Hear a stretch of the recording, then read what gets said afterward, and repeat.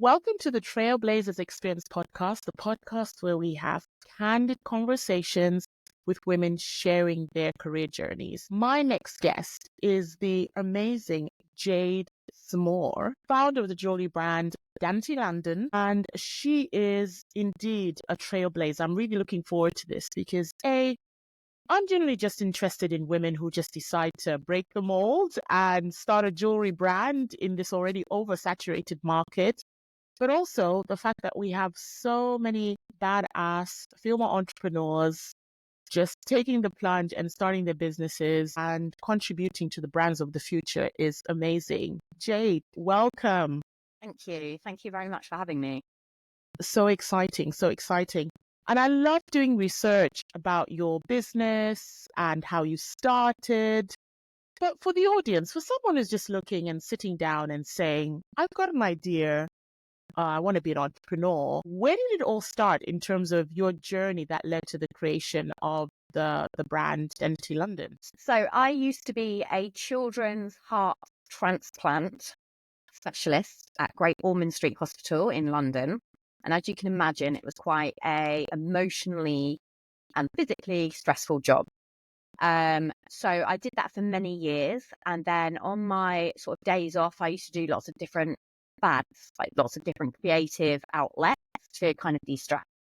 And one of them ended up being jewellery making, which I loved. So I did a Victorian dolls house making course before, photography course, all of these, but the jewellery making one was the one that I loved the most, and it stuck.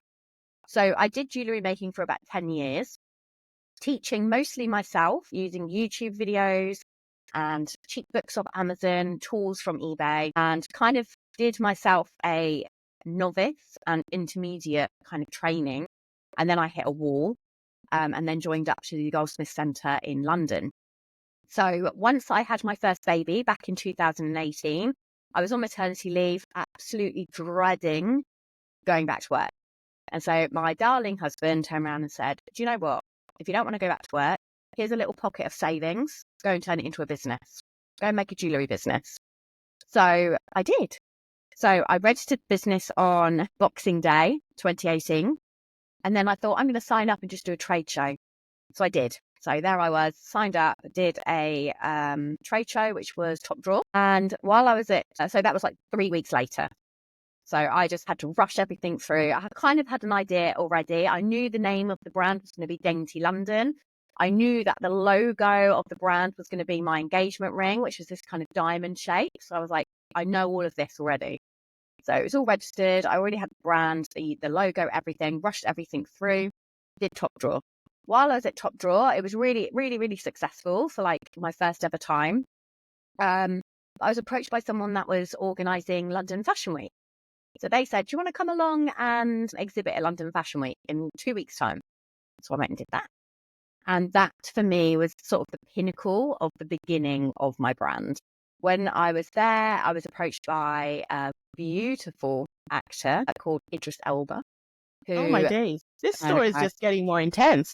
So he brought one of my rings and said, I want to give this to my then fiance, his now wife. And so off he went with the ring. And then about 2 weeks later, she tagged herself at the Saatchi party in LA wearing the ring. And that was it. My social media went crazy. Then following... That is crazy, Jade. I mean, let's just rewind because you've just said that you've got a medical background. So you've done all those years of, studying, getting the academic requirements and then working in the profession itself. But in the meantime, years and years, I suppose it was a pastime and something to do for yourself, learning about the jewelry trade. So this was already, I guess, something that was in the making, but you didn't know. So you had been doing all the background work, understanding the jewelry industry, what it means to actually make jewelry and thinking about all the metals and things like that. So for many who just think, oh yeah, I got a loan from my husband and sort of the first investor, and that's how it all started. There's a whole backstory to that as well. My question, Mhm. When you were growing up, were you interested? Did you have a creative side to begin with? Yes, I did. And do you know what? I've got absolute raging ADHD, like everybody else does, but I am very creative because of that. So I flipped quite quickly from kind of craft project to craft project. So I've always been very creative. I wanted to go into fashion. But I grew up in a very working class town in Cornwall, and being a fashion designer wasn't a kind of desirable career path. It was basically going to healthcare teaching or tourism. And so I took the healthcare route. Um, so I would have gone into creative kind of design if I went back in time and had more of an opportunity. But yeah, Yeah. So yeah, that was really always your true calling, but you looked at the circumstances you were in and said, right, I need to be able to earn a living. I think back in the day it was always like, oh, those creatives, it's not stable, it's not a real career, which is, completely yeah, nonsense now, isn't it? Everyone should be able to live and find in their authentic self and find things that actually bring them joy. And if they can earn money off it, that's always interesting. But yeah, so you've always had a creative side. Interesting. yeah, yeah. And that was the launch of your brand. So you have this amazing social media push. But at Mhm. that point, you didn't have a lot of SKUs, you didn't have a lot of product. No. Talk to me about that stage of the business after going viral. So I didn't have that much. So I just built up a loyal, honest customer base and then just kept expanding. So I was my own investor. Every time, one item would sell out, I would then develop so many people would buy it. I'd have, like, even now to this day, I'm so proud to be able to say my returning customer rate is still 45%. Wow, So that's good. it's high, isn't it, for a product business? Once I realised, that would be quite saturated and lots of people have got the necklace, then I would launch the earrings to match it. And so there was always something to keep me going. But I mean, 120 designs later, I now have to start archiving some and clawing it back because it's it will get out of hand otherwise. There's a lot of stock. Yeah. Well, starting a jewelry brand from scratch obviously is not easy. We've talked about how it's taken you years to perfect and to get all the knowledge, the skills. What are some of the challenges you've had, just thinking in hindsight? So on a pro, the plus thing would be if you're going to start a business at the beginning, just be a yes person. If you can afford to do it, don't get inside your own head. It's a Mhm. mindset thing. So just say yes. If there's an opportunity that comes up, just say yes, because you never know how many doors it will open, the people that you'll meet. So that's the first thing. But I would say the challenges were, obviously I did it on maternity leave. And so when I was at the London Fashion Week, I found out I was pregnant again with my second baby. So I had morning sickness. So I felt really unwell. There was the challenges of motherhood and the expectation. I'm married to a Muslim man, so having the expectation from a religious point of view as well of breaking down the stereotype of being the Mhm. stay-at-home mum. Because I wanted to be creative. I wanted to be a good mum. I wanted to kind of fight against the expectation of what I was supposed to be doing culturally. So there was challenges from that side. Then also there was the challenges of plagiarism.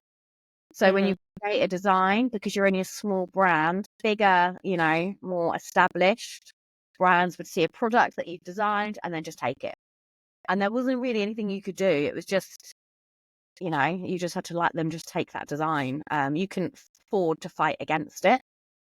So again, I would say to anyone that is in, this first stages of building a product base specifically, you can register all of your designs um, on the government website. And I would definitely do that. The same with your logo and things like that as well. Just copyright everything. It's only like £70 to register 10 items. So I've just done every single SKU now. Yeah. And And at the beginning, I guess it was all about a cash flow thing, isn't it? You've just started a brand. You don't actually have the money to be registering trademarks and brands. And probably at that point, you didn't even think you were a brand. You're starting a jewelry business thinking, I'm just, selling a few lovely items that I've created. But to think that you're actually a brand. At what point did you know that you were actually a brand, Jade? Right, this is going to sound really cheesy, but it was almost like an epiphany. Like, I knew that I was going to start a jewellery brand. I knew the name of it, I knew the logo, and I knew the direction I wanted to take it in. So That's when I amazing. first plucked up the courage and said, right, I'm going to do it, I'm going to register it on Company's House, that was the beginning for me. I was like, right, I'm going for this. So yeah, I kind of already knew the direction that I wanted to go in. I mean, we're 5 years in now, and there's lots of different. I've gone up and down and up and down. One minute I want to be like a little hobbyist business, then I want to scale it and be national, and it goes up and down constantly. But Yeah. yeah, And what is the story behind the name Dainty London? Why is it significant to you? Why does it matter? I just really like. I've got tiny hands, and so it's really tiny hands. So I kind of just wanted to create like smaller, daintier pieces for Hmm. everybody that would suit like, really small fingers and things like that. And then I lived in London, and as I said, my engagement ring. So I had this vision of the logo, the name, everything. It was just everything's been tweaked over the 5 years. Brand colours, Yeah. everything else has come and gone as well. Yeah, and you talked about how your brand, it celebrates love and, that connection. Mm. It really comes across even on your website and your socials as well. So for you, please have a look.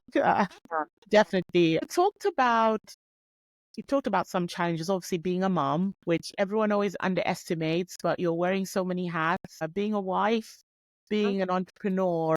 How has your role changed in terms of being a founder in that founder journey since you've launched the business? So do you now have a larger team? What does that look like? What is day to day for Jade? So first and foremost for me is being a mum. I spent a couple of years just over Christmas and things, just being away and doing trade shows after trade shows and being away for like significant things for my children. So my first little girl started school and I wasn't there for her first day. And it really broke me, and it really gave me like insight, like what does it all mean? Why am I here at a trade show on the first day of her school? Like, I should have been there. So first and foremost, that's my priority. So I work now around the kids. So I work a lot. And I get down to work from 8 till sort of 3:30 every day, and then I'm mum until bedtime, and then I'll pick it up again in the evening. But I do outsource a lot now. I've got a nice team around me that help. So I do have people to kind of outsource to and relieve my workload a little bit. That's a big one, isn't it? I think people underestimate, and you've just described it really well, how much actual planning goes into being a parent and a business owner to say, okay, this is my window to operate and be as efficient, as productive as possible. And then there's sort of not really downtime, but then the switch into the other role. And then it's right. The kids are now in bed, everything's done. And now I'm switching on again and being productive in that certain aspect. It provides also a bit of flexibility, isn't it? Because there is no right or wrong. There is no you have to do a 9 to 5. I know some people wake up at 4 and start off their day and they're finished by 10, depending on the time zones, dealing with suppliers. There are all these things. You sort of are doing what's working for you. Is that fair to say? I think absolutely. I think the whole point in having your own business is you make it work for you. I always compare it. So no matter how busy my workload is, I always just think to myself, no one's dying. So in my old job, that would be the case. So you were there for really long hours. I would have been away for Christmas, for New Year. I would have been on shift, and it would have, sometimes been really, really emotionally challenging.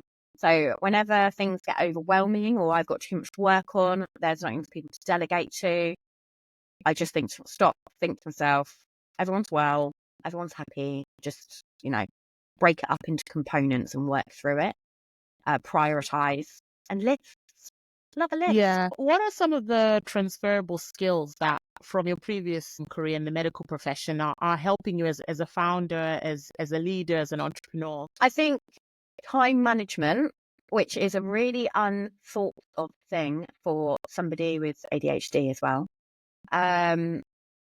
because we're known to have quite poor time management. So when I worked in the NHS, you had to be like spot on with drug giving and timings and medications and things like that. So I think I'm good with my time management from a work perspective.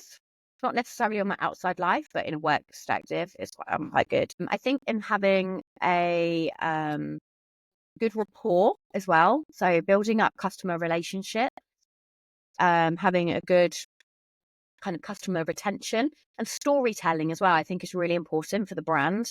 So having that chance of getting to know your customers and getting to know your customer demographic. Who are they? Where do they live? Where do they shop normally? What clothes do they wear? Gives you an idea of the type of people that are buying your product. Yeah. It's interesting you talk about time management, and I guess patients are sometimes your customer. You have to understand what they're telling you so you can talk about not only, come to the diagnosis and understand what the next stage of their treatment is as well. But customer, I mean, who is the customer of your brand, if you were to describe them? Apart from Idris Elba's wife. Yeah, right.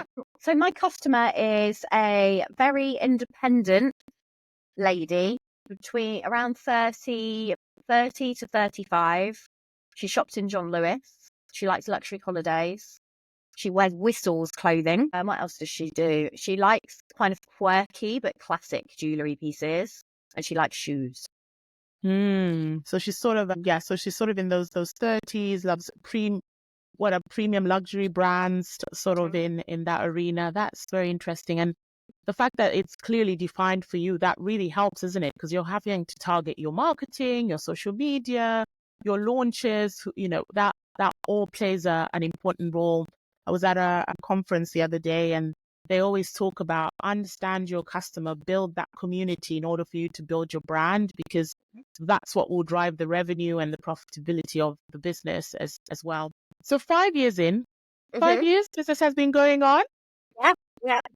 It's now a profitable revenue driving business. We talked about how you started the business. Talk about funding. Any challenges you faced it? Have you taken external funding, or are you proud to say, actually, do you know what? We are bootstrapped and we're driving revenue and growing as such. Exactly that, bootstrapped, driving revenue. We could have gone down a funding route. But like I said, I've been popping babies out. So it's been up and down and up and down. Like now that my children are a little bit older, I can actually see, it might be an opportunity to look into funding. But at the moment, I'm quite happy with where it's going. It's on the way up. Yeah. And it's just slow growth. I don't know if I'd be able to handle like a fast growth, and also trusting other people to sort of manage other areas of the business. It's always been mine and my little thing that I work on. So yeah, I'm not sure at the moment, but yeah, bootstrapping, investing, and hoping for growth, and just being really careful with my investments. I've made some huge mistakes on the way.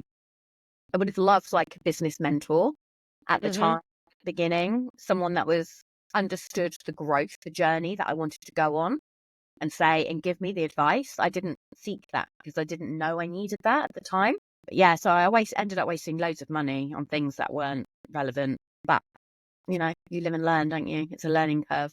Yeah. So do you want to share some of those mistakes that you've made? Because I'm sure there's someone listening right now, probably might not be the same sector or category, but they've started their business and they're just on that cusp where they know something is happening. And we want them to fail fast and move forward. If you were to tell one story of something that where you thought, oh my God, hindsight is an interesting thing. I wish I knew this. Yeah. Like, personally, I did things like at trade shows, they would be testing a new environment. So they'd message and go, would you like to join this? This isn't you having a stand at a trade show. It would be like one-to-one meetings with buyers. They'll create it. You turn up, you pay your fee, and then you get a catalogue of buyers, and it would be sold to you like John Lewis will be there, and Harvey Nichols will be there, and blah blah blah. So you can just go in and request, like almost like a Tinder. Yes. So that was one thing. So I was like, yeah, I'll do that. That would be great. And then I don't have to have a stand. I can just put the money that I would have put into a stand into this and have these curated one-to-one meetings. Wasn't worth the money. That there weren't the buyers. It was really disappointing, and it was just such a headache to argue it. So I ended up going and just speaking to like 3 or 4 people, and there wasn't anyone big in there that I was promised. So that was really disappointing. Another one would be like paying for like in British Vogue and things like that, you can pay to be in the advertorials. Yes. Again, it's a lot of money. Yeah. Not really worth it. I've done it a few times. I did Tatler and Vogue and other things like that. Yeah, it's great to be able to say that you were in it, but you paid to be in it. So you don't get that kind of validation. Yeah. Not many And people. especially when you're a smaller business, it's a big commitment, isn't it? The ones who are Yeah. established, the reason why they do advertorials and have that, it's because they have that constant line in their P&L that is just about brand awareness. And they know the return will come back in a year or in 2 years, but they want to be everywhere the customer is. And, at this point in time, you can do it through other ways. Social, you can do it through seeding product. But yeah, you have to sometimes go through those things to learn. So any founders out there starting out, do not pay for advertorials at the beginning of your business. Focus on building that community, and that brand, I think, is more important. You talked about at the moment you outsource a lot of things. I think that would be good just to talk about in terms of what are the key things that you've outsourced. So the expertise that you have then decided, I don't have it in-house. I'm not intending on recruiting someone. I'm outsourcing this. So I outsource now my gemstone setting. So whenever we set the gemstones in the workshop, it takes time. And to be able to produce the amount that we need to produce, I now outsource it. So it's all still within the UK. I'm still working with all UK suppliers. But yeah, I outsource it to a company in London that set all the gemstones for us. So the rings and things like that will still be made by us, but the gemstones will just be set by the outsourced company. I also have help with social media. I have help with blog posts. I have help with my marketing. So all of my ads, Google ads, Facebook, Instagram, etc. That's all outsourced as well now. And that just frees me up a bit more time. I don't want to go down the route of having mass-produced jewellery. I don't want to go down a route of working with factories. I did at the beginning, as I could see the brand growing quite quickly. And I did look into it, but the samples that I was sent back, I was not happy with the quality. And then I just thought, you know what, I can do such a better job in-house and train my own people to do that. And so that's what I do. Yeah, so keeping it niche and authentic, isn't it, to your brand? Because that is your USP. That's the reason why people are coming to you as well. Jade, you've talked a lot about ADHD, and I think it's your superpower at this point. Yeah. Can you share your unique perspective of how it's fueled your creativity and how it's driven your success? Because we have to raise our hands to those who've got ADHD. It's your superpower. It's something that's going to help you and guide you. Let's talk about this. So I do honestly think the amount of people that are being diagnosed with ADHD, don't you think in maybe 20 years' time, it's just the norm? Yeah. Don't you think it'll be like, instead of being labeled as neurodiverse, it will just be which neuro category are you, 1, 2, or 3. And then when children in school, they'll be neuro 1, so they'll be taught like visual teaching, see one, do one, that kind of thing. Like I do think like the amount of people, like 20% of the population, I read somewhere recently. But anyway, obviously it has pros and cons. I have absolutely horrendous like rejection sensitivity, which is part of ADHD. So if I applied for something and I didn't get it, I'd be like, The pros of it are that you can hyperfocus. So if I am planning to do something, I'll get it done. If I'm interested in it. So if I want to launch a new collection, I will draw out the collection in my head, draw the collection out on paper. And then, like most people, it might take them about 6 months to launch a collection. I would have made that collection by the end of that weekend. I would have photographed it by Tuesday. And then by Friday, it will be up on the website. So it's like this, it's tunnel vision, this hyper focus where you can't see anything else. I'm just going to do this. Everything else kind of gets forgotten in the meantime. So that's a bit of a risky one. But yeah, so I think if there is a project or something in hand, I will get it done. I think from a time management point of view as well, you get so distracted very easily. So I now have a timer, and I just have this timer on and set 20 minutes or 30 minutes. And I just do one project. I have no other kind of distractions. The phone goes off, the Ring doorbell's turned off, everything.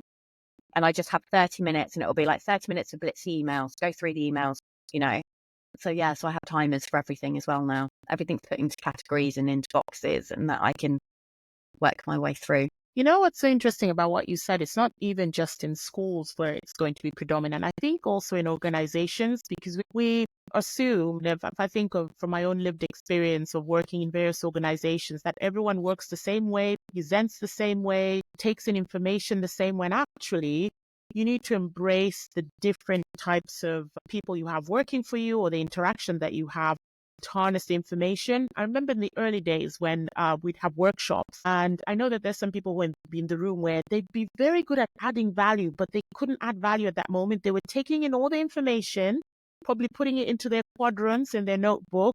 But if you ask them the day after or at the end of the week what they actually thought and next steps, they would be the best contributors, where the ones who were just shouting and, wanting attention in the room because they wanted to be heard and thought they had to say something in that moment. Unfortunately, they were seen as the contributors, etc., but maybe not providing the best ideas or strategies for the business. I think now that whole, it's probably an American term of we'll circle back to something, is because actually let's have the meeting, let's have the workshop, but give people the opportunity to take it away, immerse themselves in information, and then come back with what's actually required. So that focus time resonates so much with me, because that's how I work as well. I need that focus time. I need sometimes time to be an active listener first before I can then contribute. Yeah. Which is hard, but Yeah. I read a book actually recently. It was probably the most interesting book I've ever read. And it's a book called Surrounded by Idiots. Yes, I've seen that. Do you know what? I've seen it advertised around Boris Johnson's book. And I know they're using it as a pun in terms of this is this guy and surrounded. But it's actually a really good book, isn't it?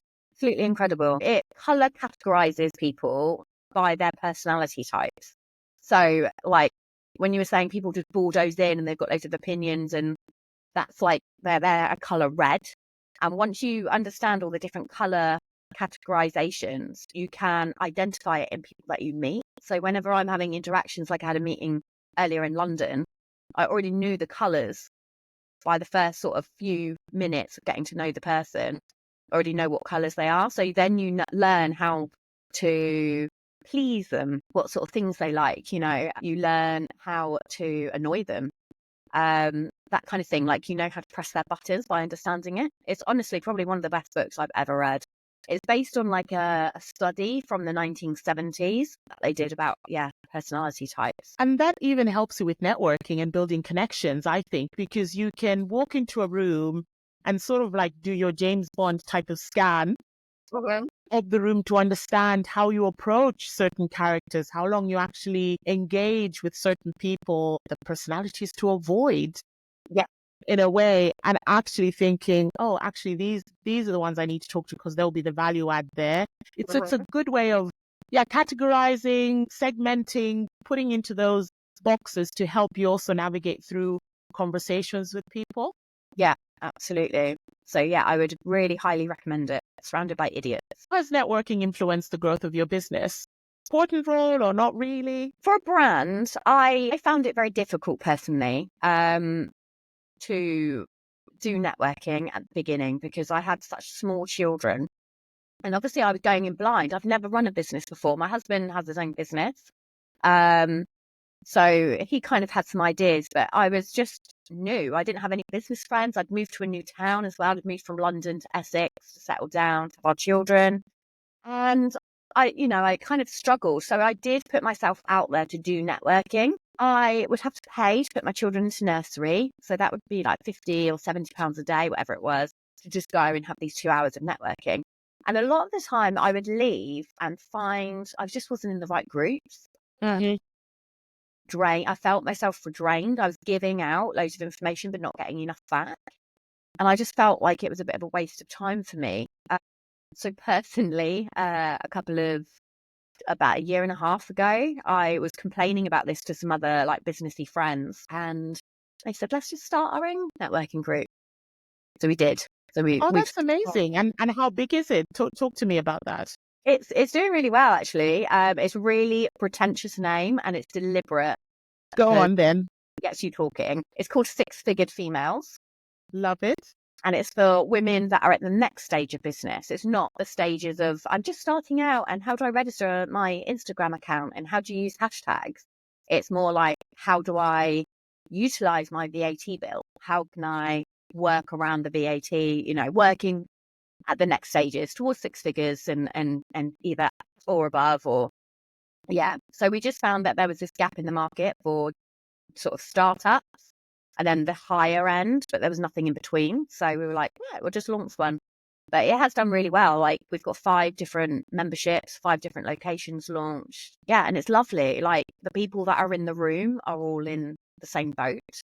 So there's always a crier. Every meeting that we have, someone always like opens up and, they're going through a hard time. But you feel like you're in a safe space to talk about it and have a little cry because they get it. They understand it. If you've got customers or clients that are being really demanding and things like that, that you can work around it. Everybody's got enough advice in the room to be able to solve a puzzle, basically. And that's it. You hit the nail on the head in terms of at the beginning. And I think now, Jade, there's actually more resource out there. I mean, Google is your friend for everything. You can literally narrow down as to what are you looking for, what type of networking groups. You can listen to podcasts, you can follow someone on Instagram, TikTok, etc., and you will find your niche. Obviously, it's still a minefield if you've never done it before, but the fact that you've now found a group of women to say, man, what's out there we don't like, so we're just going to be the change we want to see and start a network together, which is awesome. I think it's pretty good. And to your point about starting a networking group that is targeting a specific niche, because there's some people that, like you said, beginning of their journey, some that maybe are maybe their revenue is probably too high. So you've hit that sweet spot, isn't it, of leveraging and becoming that business-minded entrepreneur of your business. Yeah. Yeah, I like to think so. But it's lovely. I love it so much. Like I basically get to work with my friends and all the people in the room. There's it's lovely. We'll definitely tag it in the show notes. So anyone who thinks they meet the criteria, that's an opportunity for them to join and be part of it as well. That would be lovely. Balancing business and babies. Oh my days. You've talked about being a mother to 3 small children. And by the way, it's good to have them actually at similar ages. It's stressful now, but when they grow up, you're gonna be like, yeah, this was a good investment. We did the right thing. Okay, thank you. Because they'll have friends, but balance the demands for both. You've talked about time management and making things work for you. If you were to share like some strategies that have actually worked in terms of balancing that, not just business, but even work-life balance and finding time for yourself, because at the beginning of the podcast, you said being creative was your safe space for you. But now your creative element is your business. How are you then finding time to do things for you, Jade? I have hour and a half long baths. I love that. Love that. Keep it simple. Yeah. That's it. That's my time then. Kids are in bed. My husband will be like, you go do your thing. And I'll have a bath, buy all my fancy oils. I even brought a dimmer on the lights for the bathrooms. Make it really... Ambiance? Yeah. And I'll just lie in the bath for about an hour and a half, just like that. Face mask on, everything. So that's now my because otherwise, they're small. So somebody always wants something from you naturally. And then you've got the business on top as well. I have learned at the beginning, you want so much for your business to succeed that you are willing to give everything of yourself. Mm-hmm. And I found myself so available all of the time. So for an example, I had a lady back in, I think it was like 2022, something like that brought a ring off my website. And she had told her husband to buy it in a certain size. He ordered it on the website. I delivered it, posted it, they received it. She received the ring and opened it up on Christmas Day and then sent me a email, a WhatsApp message, a Facebook message, and got in touch with me on Twitter by 8 a.m. on Christmas Day. So I'm watching my children at the time opening their gifts, and my phone was going ping, ping, ping, ping, ping, ping, ping. And all it was that he'd ordered the wrong size. She just wanted to change it. Would it be okay? And it's my own fault because I didn't manage expectations. I should have put an out of office on. I should have just not had the phone.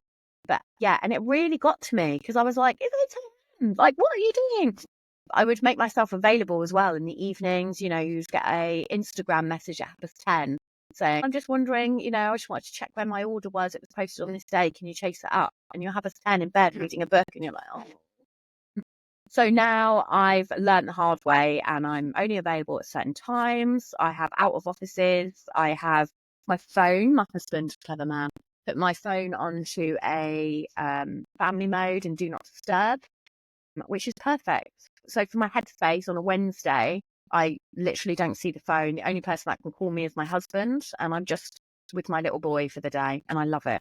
It just gives me that one day a week where I'm just a mum, It's like you've embraced the power of no. The power at the beginning, you talked about saying yes to everything, every opportunity, because you're growing your business, you're testing and learning, you're trying to understand what direction could it go. And at that point, it's the best point in your life because you're growing that business. But then at some point, you're like, right, I need to have some boundaries here.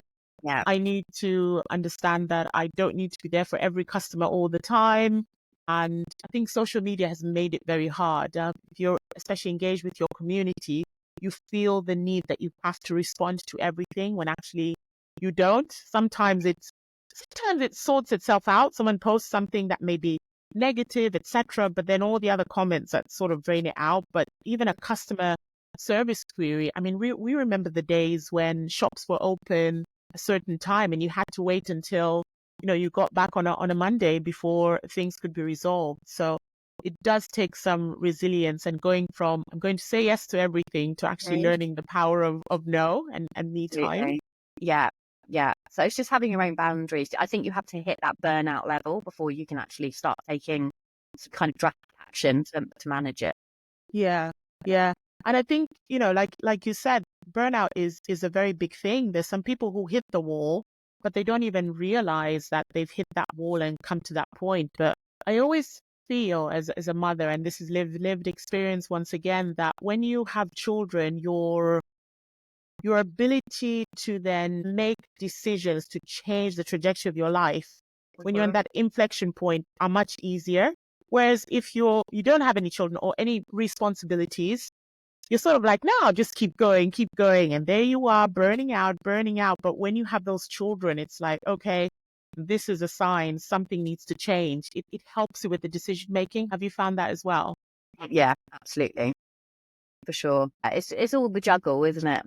And it's also having the end result. Like, where do you want this to go? Mm-hmm. So now my girls are a little bit bigger. As in bigger, I mean 4 and 5, but they tell people my mummy makes treasure. They say when they want to grow up, they want to make treasure like mummy and things like that. And I just think that's my goal. I want to create a business that I used to think I wanted to create a business that I would grow to sell, but now I don't. I want to keep a family business, a lifestyle business that I will grow to a level that's manageable, take people in, but then I will hand it down to the girls. That would be the dream. That's interesting. So what's changed that? What's changed the perception of grow to sell to grow and have it as a family generational wealth business? I think the girls are my girls are really creative as well. And I think I would have loved to have done a creative role. Like I was saying, like the fashion design thing. I don't want them to be segregated into one area. Like, no, you have this direction. Like I want them to have that flexibility. So my husband's gone in on on his dad's business, and it works really well. So I would love to create something like that for my girls. Yeah. Oh, that's amazing. I think and also I love the fact that you're creating once again the businesses of the future, the high street, the e-commerce landscape, social media, that all needs to change. I think there are a lot of brands that obviously have been there for a very long time, 100 years, 200 years, 30 years, but I think it's great to see new brands coming in, and especially for the UK economy, you're embracing that in terms of making a product and embracing all the skill sets that is actually here in country as well. Yeah, absolutely. I can recommend a really good course that I did recently. For anybody that's maybe a year or two into their businesses. The course is called the Help to Grow course, and it's funded by the government. It was a Conservative government. So hopefully, Labour will take that on as well. But it is 90% funded by the government, and then you pay the 10%. So I think it was like a £7,000 course. You pay obviously about £700. And it is a 10-week course once a week on Zoom. It's with one of the universities. So I went to Greenwich University, and from not having any business experience previous to starting my business, it just opened up so many doors and gave me so much more information, things that I didn't even know I needed for my brand, like simple things like your core values of your business. So people remember that. Never thought about that before. And at what stage would you encourage someone to join such a course? Maybe a couple of years in. You need to be making money. You need to have some employees to do the course as well, or people that work with you. Yeah. But I would absolutely recommend it. So it might be something for everybody for the new year to look into. But yeah, I really enjoyed it, and I took so much from the course. Better than an advertorial, isn't it? So a good investment. So invest it in yourself, actually. Yeah. Absolutely.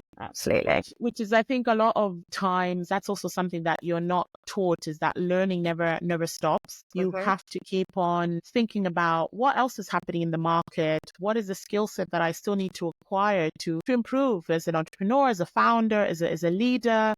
Are there any financial or legal aspects of my business that I need to understand? What's changed in supply chain? Are there any regulatory stuff that have to do with, the gemstone industry? All these things, and learning never stops. And I think that's one thing we as women, or even men, should just embrace, that being curious and constantly, my dad always says, constantly filling the tank, giving yourself that toolkit.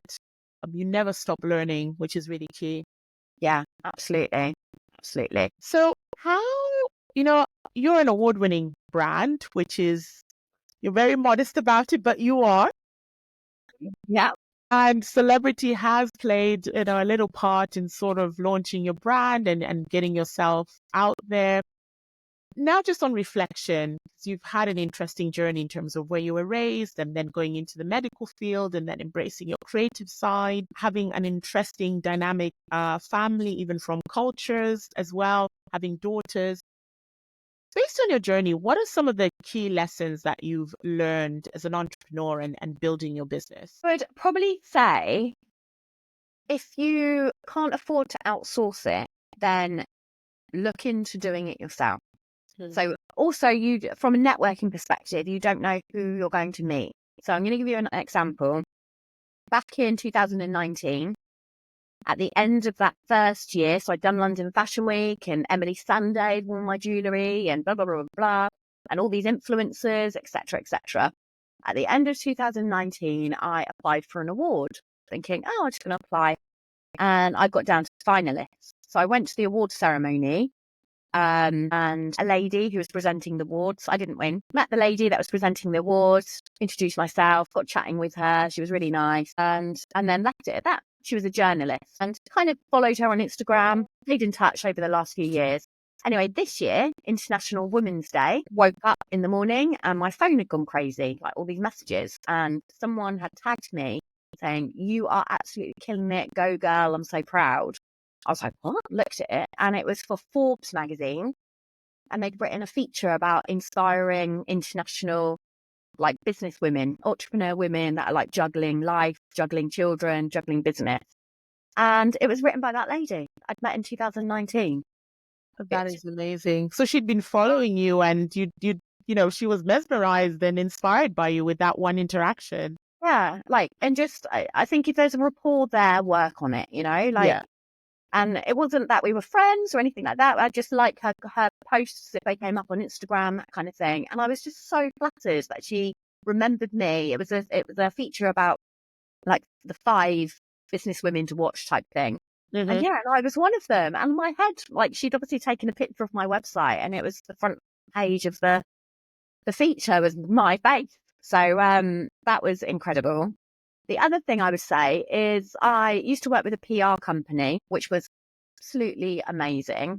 If you have budget for it, I would highly recommend. They are a PR company called We Are PR. But I found, for me, just with being on this kind of bootstrapping, basically, and not having this guaranteed with like income with the sales and things, I found it quite hard to budget.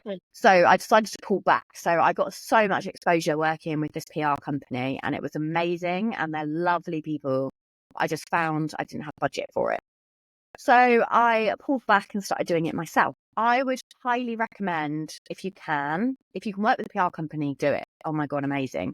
If you can't afford to, then my advice would be to find the relevant people within your industry, find them on LinkedIn. So for me, it would be, the editors of Marie Claire or Elle magazine or Cosmopolitan, Grazia, all of that kind of thing. And I, every week at the same time at 12 o'clock on a Wednesday, I send out an email to all of them with a pitch, a press release. This is the product, and it will just talk about the story of the product. And then it will just say high-res images available and samples available on request. You probably won't hear anything back, but you will get so much press because it's, like, what's the word? Repetition. Yes. So Consistency. Yeah. Consistency. So even though they're not looking for your email, over time, they'll know that they'll get an email at 12 o'clock every Wednesday. And if they have a gap in their magazine where they're like, oh, I need to fill it with a piece of a product. Oh, it's a Christmas gift guide, that ring, that girl. And they'll look it up and I'll be there. And the amount of prep I've got from doing that is absolutely amazing. So yes, I'd recommend that. The other thing as well is applying for awards. So if you apply for an award, you don't get shortlisted. You haven't lost anything. If you apply for an award, you get shortlisted and you don't win. You still haven't lost anything, but your name is now out there. So I would apply for some awards. So one of them, for example, was the Great British Entrepreneur Awards, which if anyone is interested in applying for, I would 100% recommend doing it. And I was got shortlisted and then was a finalist. Went to this beautiful, wine and dine, black tie event. My husband was sat there. He was like, I'm so proud of you. Don't expect to win, but I'm really proud of you for getting this far. So I was like, okay. I was up against people like Lapland, UK. And then they called my name out to win. So I was like, okay. So off I went back up there. My husband's mouth was wide open. I couldn't believe it. But from winning that award, the amount of press that came my way, and even 6 months after, was absolutely insane. So I would honestly say, apply for an award, apply for Muddy Stilettos, your local award. You'll get so much press from it afterwards, and it gets your name out there. So you're doing your own press without having to pay the large fees to do it. I mean, you've said so many nuggets there. One thing about internal PR, so PRing yourself and your business. So that consistency, I was listening to a podcast about a lady who started the Good Quote on Instagram, and she'd started it years ago before they were scheduling. You can now schedule posts. But before, she would wake up and she would post every hour. So she'd set an alarm and be posting every hour on the dot. So that consistency. Now it's taken her years to grow her brand, but she's now got her own agency where she helps other businesses. But she talked about, as you said, she couldn't afford to have someone do it for her. So she set her alarm and said at this time, every day, and actually for her, it was 24 hours, she would be posting, because the more people see it, that thing about repetition and consistency is key. Mm-hmm. And then what you said about internal PR, how you come across when you're in a room and talking to people, like we said, networking events, it's hit or miss, but how you come across as an individual, your character, your core values, you as how you interact with people, that speaks volumes. And that resonates with people beyond, this is my business card and this is what I do. That sticks a lot. And the last point you said about just apply, just go for it. Just what's the worst that can happen type of mentality as well, because that's that PR. People want to know, oh, who is this great entrepreneur and what are they doing that I'm not? What's the secret sauce? And here you are, bearing your soul, talking about, I'm learning across the way. There's been so many lessons learned. I think it takes away the stigma of being an entrepreneur. It's a journey, isn't it, that you have to embrace, but also taking these plunges is really key. Absolutely. Yeah, I would recommend doing, if you can't afford an agency to do it, then do your own PR for now, it. It's worth it. Does that mean also, Jade, now, because you've done a lot of things yourself, that you're very particular when you're now working with externals, because you know how it's done? You're like, hang on a second, are you more critical? Yeah. I mean, if I could still work with a PR agency and I could afford monthly fees, yes, I would do it. But at the moment, it's working well. There's a couple of databases that you can access. So obviously you've got LinkedIn. You've also got one called PR Dispatch. I've heard about Very that one. good. Yeah. Yeah. That's just a database of just names with email addresses of the magazines that are relevant to you. The other one is called the Lightbulb Group on Facebook. Mm-hmm. And that's amazing. I mean, there's a lot in there, but every day it's just journalists that pitch in and say, I'm doing a case study on this. Can anyone help? And if you find that relevant, then perfect. But that was what I started with at the beginning. I think it's only like £5 a month as well, £5 or £10 a month to join that group. I got picked up so much at the beginning. So it would be, and it wouldn't even be jewellery related. It would be, has anyone got any DIY mishap? And I would just put in, my husband built me a garden office and the roof fell down as soon as I sat down to type on the computer. It was things like that. But then it got me exposure in Closer magazine and Metro and Telegraph and Grazia and all of these places that I would never have had access to be featured in. Yeah. And they all kind of tagged my business in there anyway. So it helped with exposure. How important are partnerships? Because you talked about, your returning customer rates at 45%, but the other 55 is still new customers that you're having to acquire and talk about your brand and get out there. How important are collaborations and partnerships, and how do you approach that? Because an entrepreneur is there, they probably have their social media following, they've got their brand, their community, but they're still trying to get their exposure. What's your approach to finding partnerships and collaborations? During lockdown, it was amazing, wasn't it? As in, lockdown wasn't great, but for small businesses and online businesses, it was a good place to be. So during lockdown, would work with loads of different content creators, sent them loads of products. I never paid to do collaboration, so it would be for people that were maybe 1,000 to up to 100,000, and it would be, I'll offer you a piece of jewellery, it's worth £250. Can you talk about it on your socials? So that really grew my social media following quite quickly. I wouldn't necessarily pay. I have worked with content creators in the past where I've paid to do a post and then sent them product, and it wasn't very good. Like, unless you've got a content creator or an influencer that really resonates with your product and you can see that they're like your customer demographic, I wouldn't waste your time on doing it, because they have to be passionate. You have to find people that are going to be talking. If you're not in the room, they're going to sell your brand for you. And so that's one. I've had a mind block now. So now it's such a saturated market. It's really hard to find content creators because they're doing it as a business. It's an actual business, isn't it? So for me, I find it hard to find content creators that are not charging. So I don't want to send out a £500 necklace and then have to pay an extra £300 for someone to share it on their feed. So what I do now is I work with my brand friends.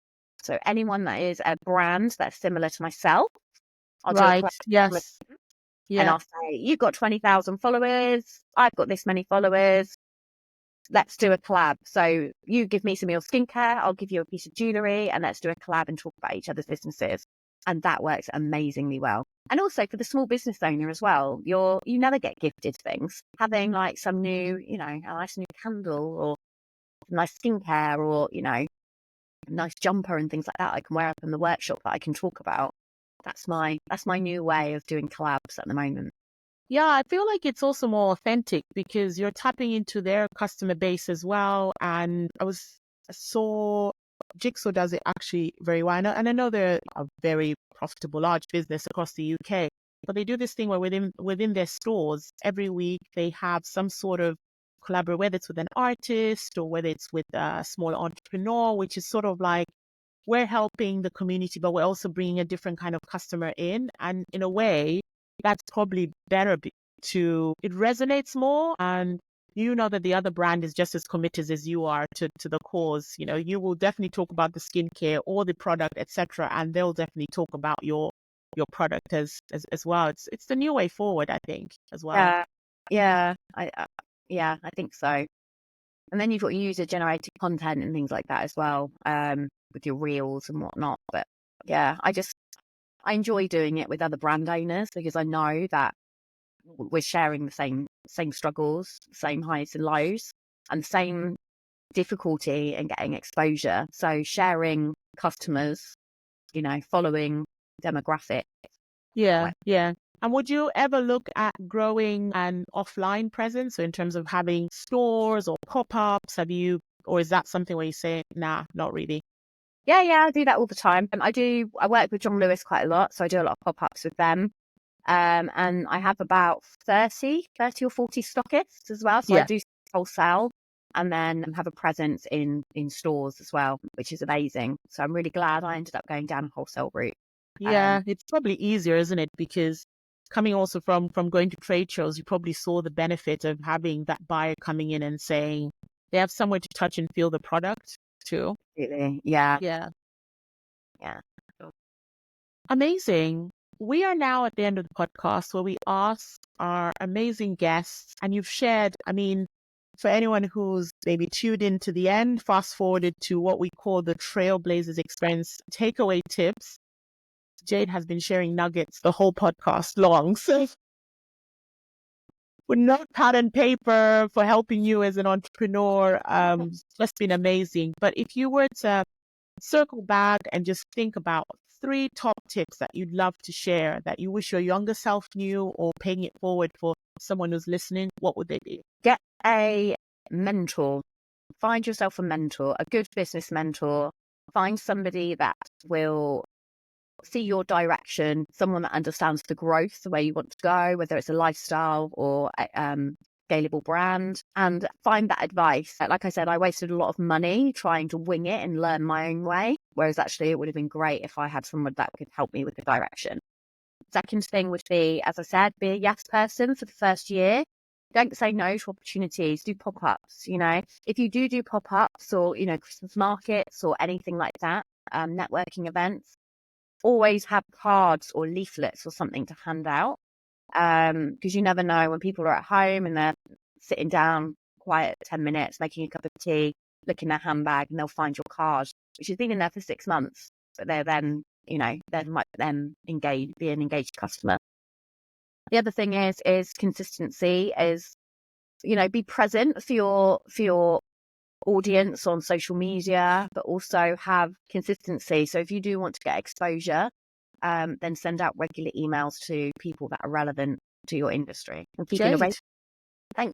Amazing. I mean, this has been such a great conversation to have with you as a founder, as a person. I can feel the passion behind your brand, and it's really going to be interesting to watch the journey of it coming this far. And like you said, you've learned so much along the way. I feel a book coming, actually, sharing your nuggets, and also you're building your own community, your network. It's been really inspiring researching about you, but also following your journey. And it's come up very authentic, and I'm sure it'll resonate with the audience. Oh, thank you so much. It's been lovely being here. Thank you for inviting me on. So for the audience, this has been the Trailblazers Experience podcast. Do me a favor, tell another woman about the podcast, and also don't forget to do the usual: follow, share, and subscribe. Until our next episode, thank you very much and goodbye.